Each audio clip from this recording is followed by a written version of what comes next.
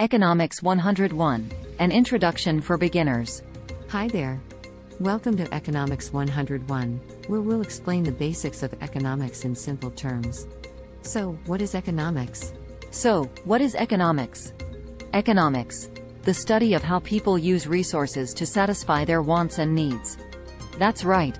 Economics is all about how people make decisions about using resources to get what they want. Resources can be anything from money and time to natural resources like water and land. Economists often talk about four main types of resources: land, labor, capital, and entrepreneurship. Land includes things like farms, mines, and forests. Labor is the people who work in those places. Capital is the machinery and tools used to produce goods and services, and entrepreneurship is the people who come up with new ideas and start new businesses. Supply and demand, how markets work. One of the key concepts in economics is supply and demand. When people want to buy something, they create demand for it.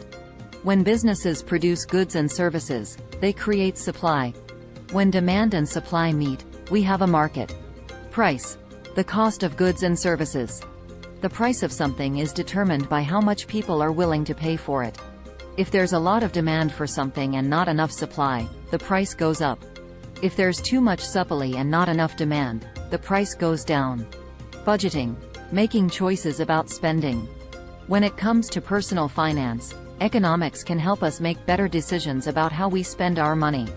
Budgeting is all about making choices about what we want to spend our money on and what we need to save for. By understanding supply and demand, we can also make better decisions about when to buy something and when to wait for a better price. Well, that's it for our introduction to economics. We hope you've learned something new today and feel more confident about the basics of economics. Thanks for watching and have a great day.